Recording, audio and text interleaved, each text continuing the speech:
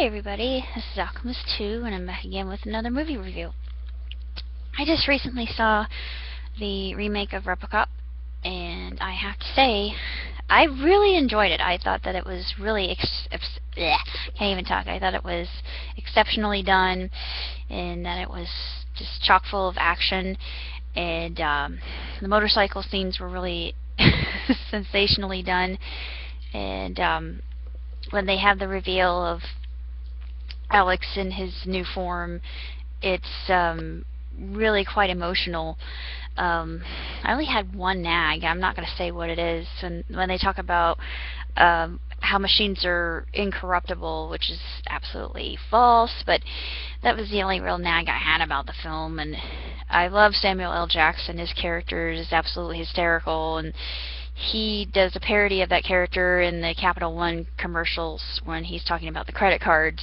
If you've seen them, I thought, same guy, same character. He just rehashed it. And I had to laugh about it. I thought, yeah, art imitates life sometimes. And it's thought-provoking film, and it's that whole thought about technology versus humanity. Where does one end and the other begin, or can humanity truly be siphoned or ciphered off? It's hard to tell. I'm not sure, because I'm a futurist and I do like technology to a point, but there's a certain place where it's just like with transcendence. I just think that humanity has an edge, even though we are flawed. We are mortal, but it's just that whole idea of prolonging somebody's existence and giving them. And we're already coming to that. That's what's so fascinating about this movie, is we're becoming cyborgs anyway. So this is not science fiction, and it just makes you wonder what if we give androids the soul? Can we give androids a soul? I'm not sure. A lot of very sticky questions are poised by this film, and I only give it 3.4 stars because of the one glaring inconsistency of incorruptibility with machines. No, this is not correct. We all know this to be false, but it just shows kind of a lack of education on that part concerning the media, where the media is involved, and how they pander to the status quo. And it's very interesting how they do that, and it seems that they're also part of the problem. So it's just a very interesting movie, and I really enjoyed it, and I give it 2 big thumbs up. I really savored it, and all the actors and actresses that were involved. And I really didn't know anybody in it except for Samuel L. Jackson, and he played his role absolutely flawlessly. His character was your typical news anchor, and at the very end, I just loved the lines that he had. He was just talking about how Detroit was going to be in good hands under the aegis of protection that Omnicorp was giving to people. And isn't it interesting that Omnicorp and ominous are part of the same word? No! Coincidence? Doubtful! But it's just such a very interesting movie, and it's chock full of action and adventure. And if you like things like this, and I know I do, I'm really big into robots. Androids. I mean, any story with androids, I've been fascinated by that ever since I was a little child. And I think some of the best films, a lot of them are Japanese anime, but one of my favorite movies of all time is Metropolis, and that I think is the best one I've seen, other than the Armitage movies. Those are pretty good too. They just take the anime itself, the original anime, and they make it into a movie. It's Elizabeth Berkley and Kiefer Sutherland. It's superb.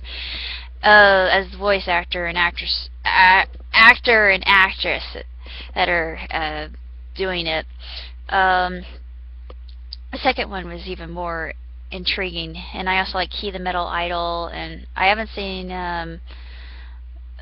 what was it, Macromatic. No, I haven't seen that one.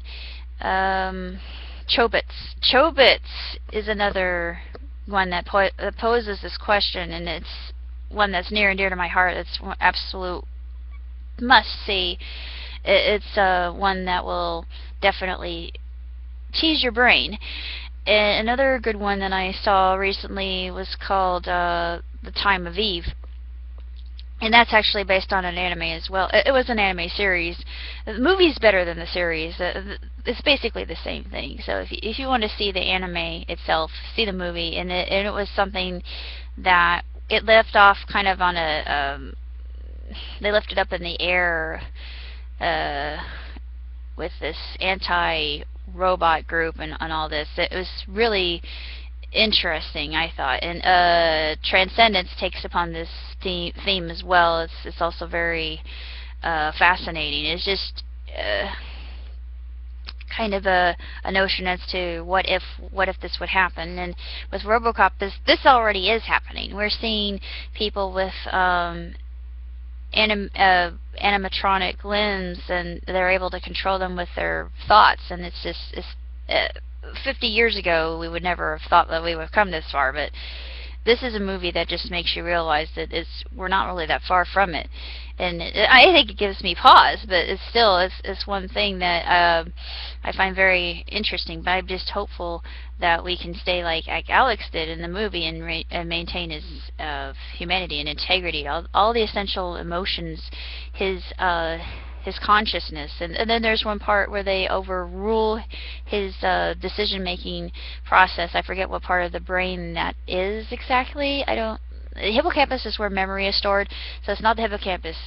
Frontal cortex is where you think. So personality, I can't remember where that's located, but yeah, I should remember this from A&P, but I don't, unfortunately.